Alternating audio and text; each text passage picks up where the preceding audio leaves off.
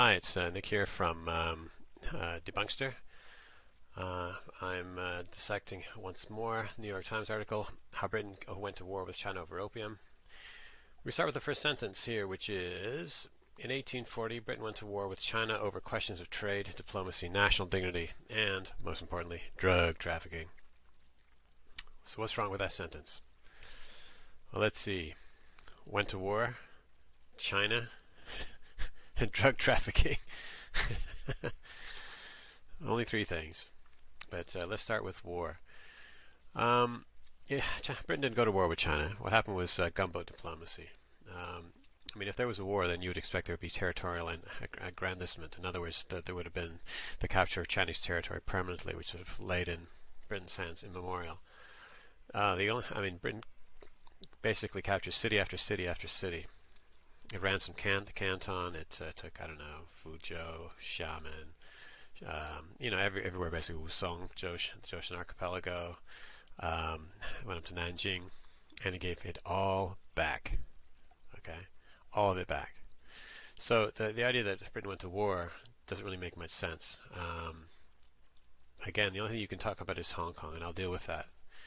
And the other argument I suppose you could make would be that vis-a-vis drug trafficking, which I'll leave that for another video, because that was definitely not an ambition of the British government either. But first, let's take a look at Wikipedia and gunboat diplomacy. And here we have it. Basically, in international politics, gunboat diplomacy, or big stick diplomacy in U.S. history, refers to the pursuit of foreign policy objectives with the aid of conspicuous displays of naval power. Exactly. Implying or constituting a direct threat of warfare should terms not be agreeable to the superior force. Okay, in other words, it's not a war. You're not looking for territory. What you're just trying to do is come up with some sort of foreign policy objective. Well, that could have obviously involved territory, but you look at the kind of typical incident, for example, which exemplifies gunboat diplomacy. Okay, here, for example, a notable and controversial example of gunboat diplomacy was the Don Pacifico incident in 1850, in which the British Foreign Secretary Lord Palmerston, the same Foreign Secretary, Lord Palmerston, dispatched a squadron of the Royal Navy to blockade the Greek port of Piraeus in retaliation for the harming of a British subject, David Pacifico, in Athens. Okay, in retaliation for harming a British subject. No, he's not looking for. I'm sure there were other factors involved. Of course, there always are. But it wasn't about it. It wasn't a land grab. It was because you're mistreating our subjects and presumably other people as well. I haven't looked into the incident. There's so much to look into. If I was to look into everything, I'd never be able to get a video done. Anyway, so it's in retaliation for the harming of a British subject, David Pacifico, and the subsequent failure of the government of King Otto to compensate the Gibraltar-born, endeavour British Pacifico. You have a kind of similar situation in the what do you call Palmerston? What war is that? The Pastry War. Got it. In which basically French subjects were being murdered in the streets in Mexico. Property was being destroyed. People were being, harmed in a variety of different ways, and often very seriously. And the Mexican government was not doing anything anything about it, jurisprudentially. So, in addition to that, they got a loan against the British from the French of $600,000, and they were welching on the repayment. As a consequence, the French sent the Navy over to see if they could get some kind of movement on the repayment of the loans, and having the Mexican judiciary handle the cases involving French citizens in a properly equitable manner. Neither occurred, so active hostilities ensued. There was a hot war, so to speak. But again, it wasn't because French had territorial ambitions on Mexico. They weren't thinking of invading and taking the place over. It's because their citizens were being mistreated because of the loan issue. Similarly, in China, there was no desire for land grab either. Okay, let's take a quick look at Palmerston. I'll give you some examples to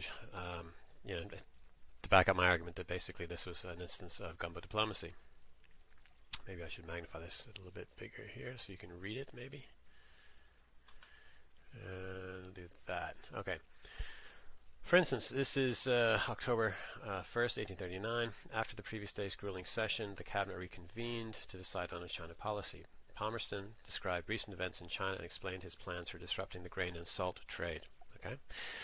So in other words, he believed that a small squadron of one line of battleship, 2 frigates, and some small armed vessels with 2 or 3 steamers might blockade the whole coast of China from the river of Peking down to the Canton coast. Okay, so he's going to enforce a blockade. For what purpose? Hobhouse expressed concern that such an... Hobhouse is the guy who's recording this. He's the only person apparently to record these, to diarize, put in diary form, the goings-on in the cabinet meetings. Hobhouse expressed concern that such an expedition would fail. Well, and the point of that being, he reminded the cabinet of Staunton's objections to the use of force 3 years earlier. Staunton had argued that an expedition to extract commercial privileges would insult the British flag and alienate the Chinese government and people. So that's what it is. It's sort of commercial privileges. And what commercial privileges? Free trade. That's it. In other words, buy what you want, sell what you want. I mean, the idea that a commercial privilege, for example, would include, for example, forcing the Chinese people to buy British goods. Well, how would you enforce that? What are you going to do? You're going to land British troops, put a soldier in every Chinese household? Today, go shopping, buy British goods. I mean, can you imagine? There's 400 million people.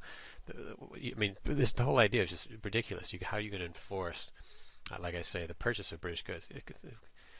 It was never considered. It would be, and it was idiotic, and it would go totally against the grain. Again, as I mentioned in another video, the people who are pushing for the Opium War, this gunboat diplomacy, are the anti-slavery people. The pro-slavery people opposed all this stuff. They might have wanted real so-called commercial privileges, but the anti-slavery people, they want civil rights. In other words, free trade basically endows the Chinese people with the privilege which was withdrawn from them by their overlord, the emperor. They were unable to freely buy and sell goods to other people, like the British or the Spanish or the Portuguese or or whomever, the Russians, the Filipinos, whatever. I mean, everybody and their dog wanted, was in the area was interested in trading with China, and the population of China was becoming increasingly impoverished because the population was growing, which is due at the behest of the emperor, because he had these population growth policies in place. Well, at the same time, he was not allowing free trade. So how on earth are you going to feed all these people? Because free trade means you can import cheaper goods from outside, which facilitates people eating, basically. But he denied them this, and so one of the reasons for the idea of extracting commercial privileges, which anyway, is kind of poorly worded, really. But anyway, for this was to help the Chinese people, is what I'm trying to say. Again, the anti-slavery people are people who have a sort of noblesse oblige approach to the world, and for them, free trade not only benefits England, but it also benefits the Chinese population. Okay. Anyway, to continue, according to Hobhouse, this is a guy who's diarizing this whole process, all this what's going on in the cabinet. The only minister to record the cabinet debate, that's Hobhouse. The question of who would pay for the opium, was distant from the main one of obtaining redress for the outrage on Elliot. Elliot was kidnapped along with 300 British citizens, which we all agree was indispensable for the national honor and character. And so what you see is the same thing. We just saw the gunboat diplomacy issue here, where you've got Palmerston, the very same guy, okay, dispatches a squadron of the Royal Navy to the Greek port of Piraeus in retaliation for the harming of a British subject. You have exactly the same modus operandi. Okay, you harm our people. I'm going to send out some gunboats and stop this shady business. That's what he was doing. He did the same thing in China, as he did here in Greece, right? Which is so the other kind of argument kind of creeps in, pushed by creeps as well, is the racist. It has nothing to do with race whatsoever. Again, these are anti-slavery people. These are people who believe in the equality of people, or certainly in the equality of rights, of access to jobs, to the freedom to pursue your goals, your ideals in life, etc. Anyway, so whether it was Greece or whether it was like I say, China, or whether it was the French pushing the same thing in Mexico, it's just a matter of how your people are being treated. If people are being mistreated, you do something about it. You send in the Navy, not because you have a war in which you want to take property. But because you want to basically push the reigning plutocracy or the despotism, that despot to treat people properly. In furtherance of this argument, let me show you something which Frank Welsh, who wrote a very entertaining book, A History of Hong Kong. It's well worth your read if you can find it. He basically echoes the same thing that I'm saying here. The first stage of the conflict, which unintentionally and to general disappointment culminated in the British acquisition of Hong Kong, because the British were not back in Whitehall, they were very disappointed with the acquirement of Hong Kong, because it's just a fishing village on a little island, basically in the middle of nowhere, as opposed to Chushan or Zhoushan, the modern pronunciation, which is what they wanted, which is up close to Shanghai. Anyway, this whole effort. The first half of the war, the Gunboat diplomacy effort, was supervised by Charles Elliot. Okay, he was a representative of the British government with plenipotentiary powers. Young Charles, as Charles Elliot, as opposed to his uncle Admiral George, but anyway, young Charles, who was convinced that peace must be achieved as soon as possible and on terms that would secure the future, with the use of the minimum possible force. But since he'd undertaken to ensure that the merchants were paid for the opium that they had surrendered, he had to obtain an indemnity for it, at least that sum, from the Chinese. But he was not willing to trade more lives for more money. Again, this is because Elliot is an anti-slavery activist as well. He's not there to. He's not chasing dollars. It's not a blood for oil, whatever. This kind of thing at all. He's totally opposed to the opium trade. He's been very vocal about that. Everybody knows about that. He's not popular with the local business community, and yet he does his job, which is to supervise the trade and to regulate it and ultimately to protect it. Ironically. I'm sure he would love to have seen it die off, but he couldn't do that legally. Anyway, so by his instructions to Elliot on the 20th of February 1840, Lord Palmerston made it clear that he was thinking of a naval show of strength sufficient to impress the Chinese rather than anything in the nature of war. Why did he say this? Because a small number, something around 3,000 of troops initially allocated, would have been impossibly inadequate for anything more. In other words, you can't send over 3,000 troops and a few ships to China and hope to force China to do much more than basically come to the negotiations table. I mean, what else are you going to do? You're going to invade 3,000 people? So it's an empire of 400 million people, right? So, okay, and last of all on the same subject, we have the words of Palmerston himself. This is on April 9th. This is another Hansard. So this is following. This is Elliot, 20th February, April 9th. He's still singing the same tune. One of the reasons I excerpt from these things is because of the length. Check this out. Dun, da, dun, da, dun, da, dun, da, dun. This is him talking yak, yak, yak, yada, yada, yada, yada, yada, yada, yada. Go on and on and on and on and on. My God. Where are we here? Come on. There we go. All right. So they're paraphrasing him. But feeling as he did, he being Palmerston, that the object of this expedition would probably be accomplished without resorting to warlike operations, and that the demonstration of the British forces acting on the mind of the Emperor of China, and on the minds of his friends and councillors, who were different persons from Mr. Commissioner Lin, who was more of a firebrand. That's Lin's issue he's referring to, the guy who destroyed the British opium, and he was hoping this might bring the Emperor to a sense of that justice which was said to generally inspire him. In other words, he was under the impression that the Emperor wanted justice. So that was a misimpression. Anyway, hence, Palmerston could not help hoping that these disputes might yet be brought to an amicable and happy termination. Right?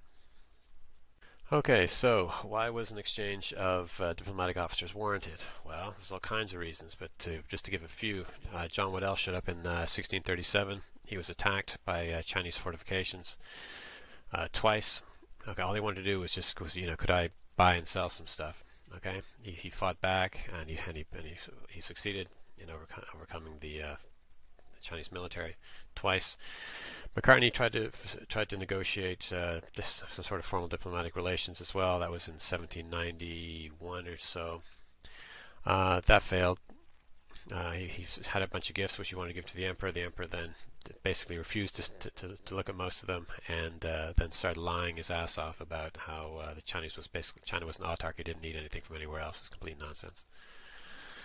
Amherst in 1816. He showed up. He was required to. His people were required to bang their heads on the floor. It's called the kowtow, the koto. And you got it so loud that basically everybody can hear it. You got to go bong, bong, bong in unison, right? Like a bunch of penguins half knocking themselves out. It was insane. They refused. They were sent packing. When they were going to re-embark on their ships in Canton, they were then told that they had to go all the way down to these islands, which are infested with pirates.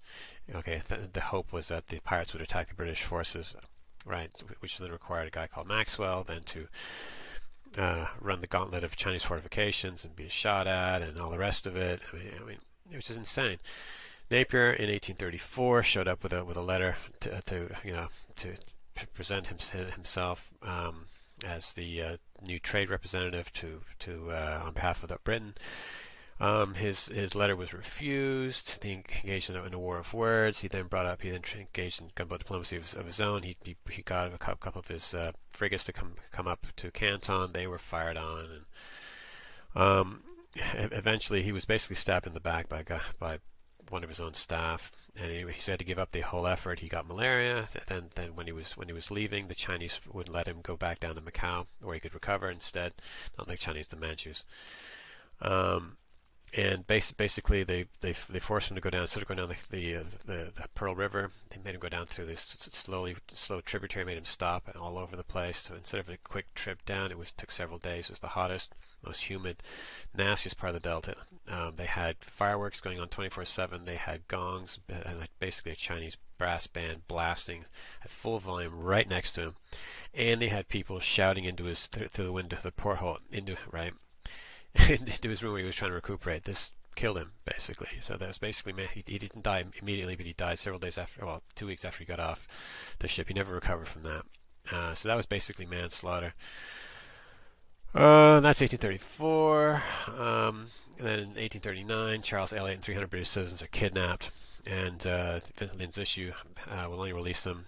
He threatens them to kill the lot. They only release them if they cough up a bunch of opium. Some of them weren't even in the opium trade. Elliot himself was totally opposed to the opium trade. This is just a step too far. So again, it brings us back to the gunboat diplomacy issue here. Again, you've got the Don Pacifico incident where Palmerston sends in ships because of David Pacifico, because he was harmed. It's exactly the same situation all over. The problem with China is that there's nobody to talk to. So there's just that's why they have gunboats. That's why the gunboats are brought in. I mean, how are you going to get the emperor to negotiate? I mean, one of the problems was that the emperor's officials were not allowed to directly communicate with foreign officials. Okay, the concern from the emperor's perspective was that his subordinates could not be trusted not to engage in some kind of complicity with foreigners. Basically, the emperor was afraid that his people would be bribed, or they would take bribes, so they would actually more like require bribes. They weren't anything but innocent, which gives you an idea of what the regime was like. I mean, you can't trust your subordinates to stay on side. I mean, good grief. But this was the deal. It was illegal for subordinates to communicate directly with foreign leaders on pain of death. So there was nobody to talk to. So whenever you had some kind of friction between the states, how were you supposed to negotiate anything? You didn't. You just threatened each other, and then you went to war. Well, the British, of course, obviously would want to avoid war at any cost. Can we exchange ambassadors? No. So bring in the gunboats. And that's why I had gunboat diplomacy. I almost forgot something here. This also kind of makes the case. It gives you an idea of how difficult it was to get why you needed to have gunboats to enforce the negotiation. In the midst of the war, for example, here, this is from Morse. Morse worked for the Manchu administration in customs. He worked for probably a couple decades. Like me, he's very open and receptive to the Chinese side, the Chinese perspective on this, or I should say the Manchu perspective on this. He lived in China for a couple decades. I've been in the Republic of China for 30 years. This is the country I've lived in the longest. I grew up in 6 countries. I'm not some hothead for the British or the West or whatever else. But the facts are the facts, and the Qing dynasty was a bad regime. It was a criminal enterprise run by a border-jumping crime family from Manchuria. Anyway, okay. So, for example, you can see hopefully you can see what I'm talking about here. Meantime, an attempt had been made to carry out instructions from England to deliver into official hands for transmission to the Peking government a letter from Lord Palmerston on the questions at issue between the two nations. Why? Because the emperor has not a friggin' clue what is happening. He thinks he's been attacked by pirates. He refers to the British as being rebels, like they're some sort of Chinese colony or something, or Manchu colony, right? Palmerston's like, can you try to get into the hands of the emperor a statement of our aims and what this is about? Because the emperor never knew until the very end, until they're actually the final negotiations at the conclusion of hostilities. That was the only time he was when he finally realized what the hell was going on, and he was incredulous. He was like, what? They don't want territory? Huh? Because you guys thought the British always did. Which of course they didn't. Anyway. So, a frigate was sent to Amoy, which is Xiamen, in Fujian province. Arriving there on July 2nd, this is probably 1840, I'm guessing. Hostilities are already underway. Yeah, 1840. Okay, a frigate was sent to Xiamen to Amoy, arriving there on July 2nd to deliver the letter. A boat was sent on shore under a white flag, on which the Chinese promptly fired as being an enemy. The frigate then opened fire and did some mischief, but no means could be found to deliver the letter. How the hell do you talk to the emperor? You can't do it. And Morris says, okay, trying to taking the Manchu side, well, not taking the side, but trying to help you understand what's going on, because of course everyone's rational, everyone's doing things for a reason. I'll leave it at that. The difficulty throughout this war was that the white flag of truce was a new rule in the game, one which the Chinese had not learned. Okay, fair enough, right? I mean, for example, in the West, you have a funeral, you dress in black, and in China, you have a funeral, you dress in white. Things are different. Fair enough. And even when a high officer had been duly instructed, it was frequently found that some overzealous subordinate had failed to understand the application of the new rule and did not play up. The indignation of the English at these acts of treachery, what they thought was treachery, was as great as that of the Chinese at the treacherous conduct of the English in attacking batteries from the flank instead of on their armed front. This is kind of the comedy. One of the reasons why the British kept winning their military engagements was because they wouldn't attack head on. And the Chinese generals kept expecting them to attack head on. Like, how can we attack them from the side? Apparently they never learned throughout this particular, from 1839 through 1842. Because I remember Guff talking about this repeatedly. Anyway, shaking his head. Anyway, on July 10th, a similar attempt was made at Ningbo. This is close to Shanghai. Here the white flag was respected. Okay, so finally. And the bearers of the letter courteously treated, but though a copy was taken, the letter was refused. So the guy took the letter, says, yeah, I can't take this. No. Why? Because it's illegal for a high representative of the Chinese administration to engage directly in communication with a foreign representative.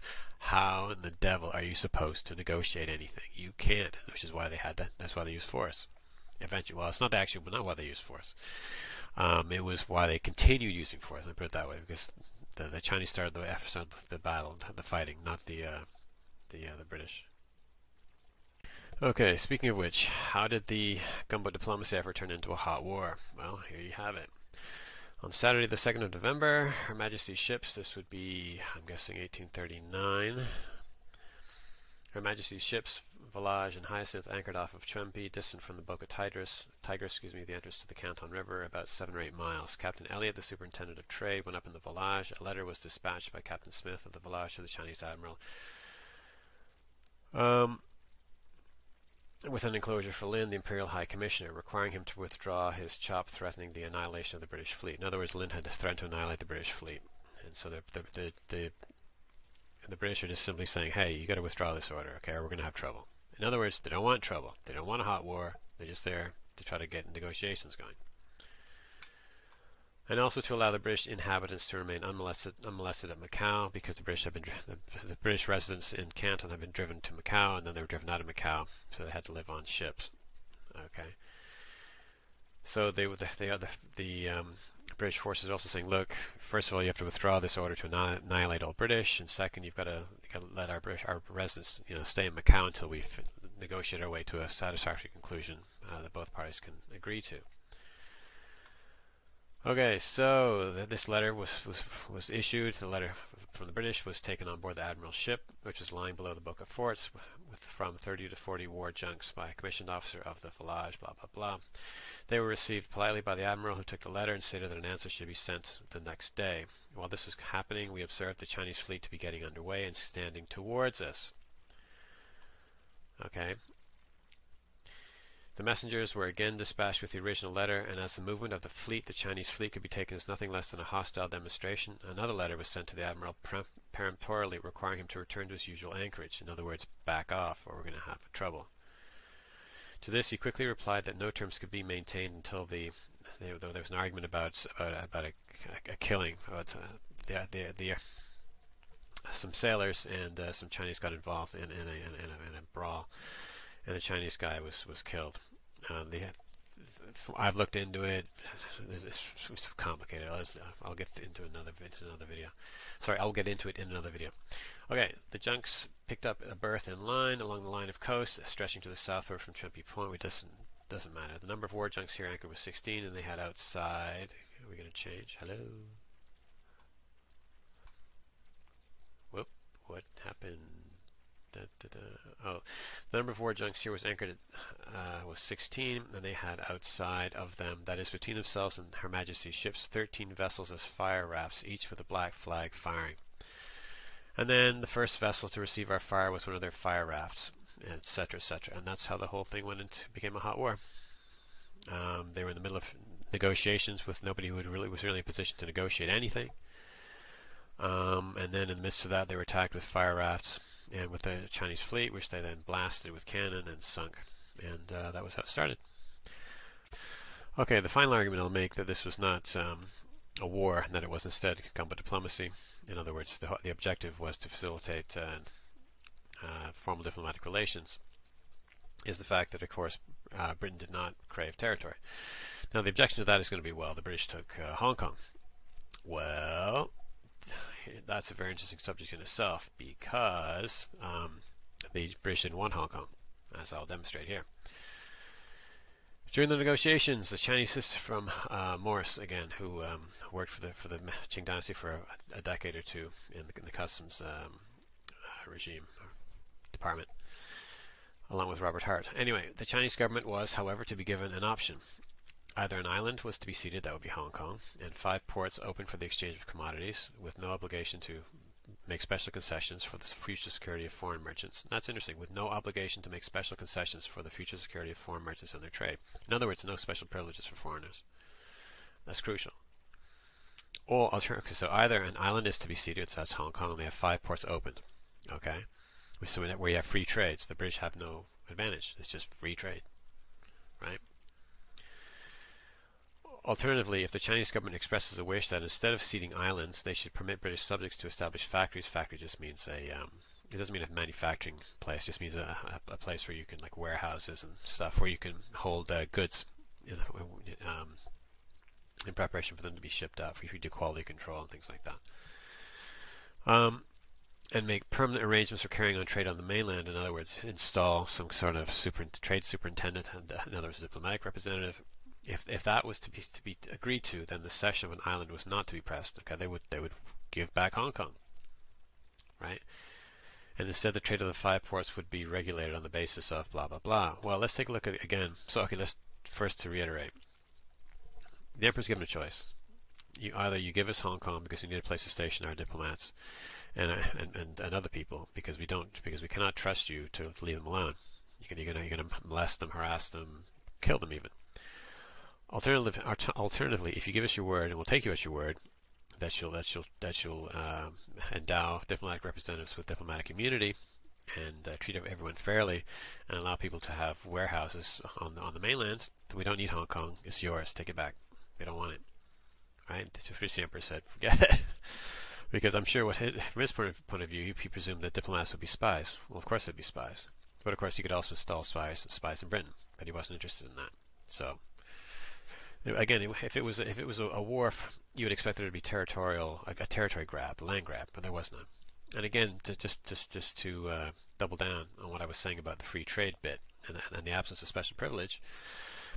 If any commodity were, this is one of the articles. If any commodity was prohibited to be imported or exported, the prohibition should apply to all equally. In other words, to Chinese and English. In other words, if you ban opium, then opium's illegal for everybody, including Brits. And the Chinese should extend to British subjects all privileges and manners of commerce enjoyed by the citizens or subjects of any other power. In other words, it's all about equality. It's not about special privileges for the Brits.